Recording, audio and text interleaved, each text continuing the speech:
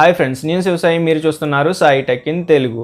ఈరోజు ఈ వీడియోలో లాస్ట్ వీడియోలో మనం ఏసీ సర్వీస్ పార్ట్ 1 వీడియోలో అయితే మీరు ఇండోర్ ఏసీ సర్వీస్ చేయడం చూశారు. వీడియో లెంతీగా ఉండడం వల్ల ఈ వీడియో అవుట్డోర్ సర్వీస్ అయితే పార్ట్ 2గా తీసుకొచ్చాం.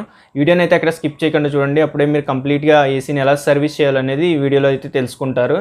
ఇంకా మన ఛానల్ ఎవరు సబ్స్క్రైబ్ చేసుకునే వాళ్ళు ఉంటే ముందుగా వెళ్ళి సబ్స్క్రైబ్ చేసుకోండి. అలాగే మనం లేటెస్ట్ వీడియోస్ కోసం బెల్ ఐకాన్ అయితే యాక్టివేట్ చేసుకోండి. ఫ్రెండ్స్, ముందుగా మీరు ఏసీ యొక్క ఎంసీబీని అయితే టర్న్ ఆఫ్ చేసుకోండి. అది ఇండోర్ సర్వీస్ అయినా సరే, అవుట్డోర్ సర్వీస్ అయినా సరే, ముందుగా మనం ఏసీ టర్న్ ఆఫ్ చేసుకుని దాని యొక్క 3-పిన్ టాప్ ప్లగ్ అనేది రిమూవ్ చేయండి. రిమూవ్ చేసిన తర్వాత మాత్రమే వర్క్ స్టార్ట్ చేయండి. ఇది మన అవుట్డోర్ కంప్రెసర్ అయితే ఇది మాది.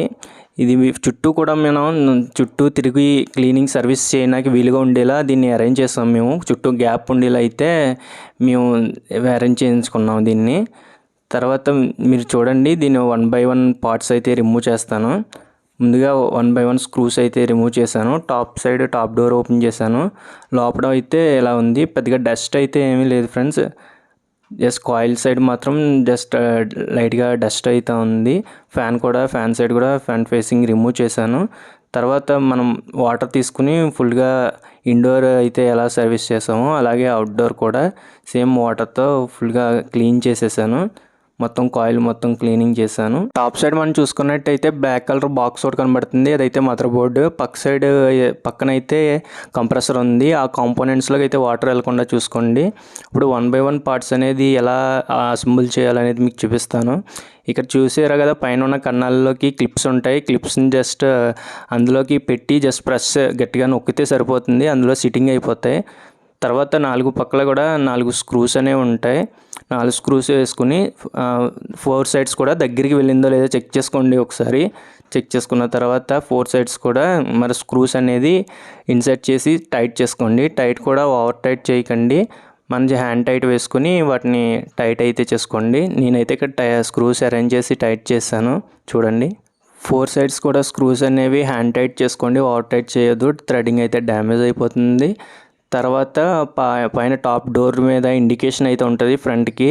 ఆ యారో ఇండికేషన్ ఇలా ఫ్రంట్కి వచ్చేలాగా ఫ్రంట్ ఫేసింగ్ వచ్చేలా పెట్టి సెట్ చేయండి.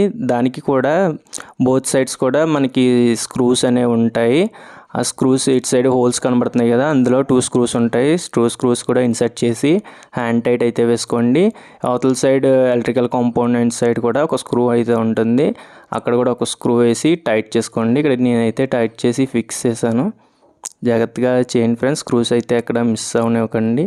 ఎలా అయితే మనం రిమూవ్ చేసామో అలాగే కూడా ఫిక్స్ చేసుకోండి, ఎక్కడ కూడా మిస్ అవ్వకుండా. అవుట్డోర్ కంప్రెసర్కి వచ్చిన సప్లై కేబుల్ యొక్క గార్డ్ అయితే ఇది. ఏది కూడా మిస్ చేసుకోకండి. మీరు రిమూవ్ చేసినప్పుడు వీడియో తీసుకోండి లేదా ఫొటోస్ తీసుకోండి. ఈ గార్డ్ని అయితే జస్ట్ అందులో పెట్టి పైకి నొక్కండి. పైకి పోయి తోసినట్టయితే అందులో సిట్టింగ్ అయిపోతుంది. జస్ట్ దాని కింద ఒక స్క్రూ అయితే ఉంటుంది. అక్కడ అయితే ఆ స్క్రూ అయితే ఫిక్స్ చేసుకోండి. ఎక్కడ కూడా ఏ పార్ట్ కూడా మిస్ అవనివ్వకండి. రిమూవ్ చేసినప్పుడు ఎంత కేర్ఫుల్గా రిమూవ్ చేసామో ఫిక్స్ చేసేటప్పుడు కూడా ప్రతి పార్ట్ని కూడా జాగ్రత్తగా హ్యాండిల్ చేయండి, జాగ్రత్తగా ఫిట్ చేయండి.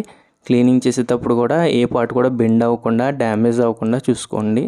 ఫ్రెండ్స్, ఇదే సర్వీస్ మనం సర్వీస్ పర్సన్తో చేయించుకుంటే 800 to 1200 అయితే ఛార్జ్ చేస్తున్నారు. మనం కేర్ఫుల్గా చేసుకునేలా ఉంటే మన చేతిలోనే సింపుల్గా చేసుకోవచ్చు. వీడియో కనుక నచ్చినట్టయితే లైక్ చేయండి, మీ ఫ్రెండ్స్ అండ్ ఫ్యామిలీ మెంబర్స్కి షేర్ చేయండి. అలాగే మరిన్ని టెక్నాలజీ ఇన్ఫర్మేషన్ కోసం అండ్ అన్బాక్సింగ్ రివ్యూస్ కోసం మన ఛానల్ అయితే సబ్స్క్రైబ్ చేసుకోండి. లేటెస్ట్ వీడియోస్ మీకు నోటిఫికేషన్ రావాలంటే బెల్ ఐకాన్ అయితే యాక్టివేట్ చేసుకోండి. Thanks for watching.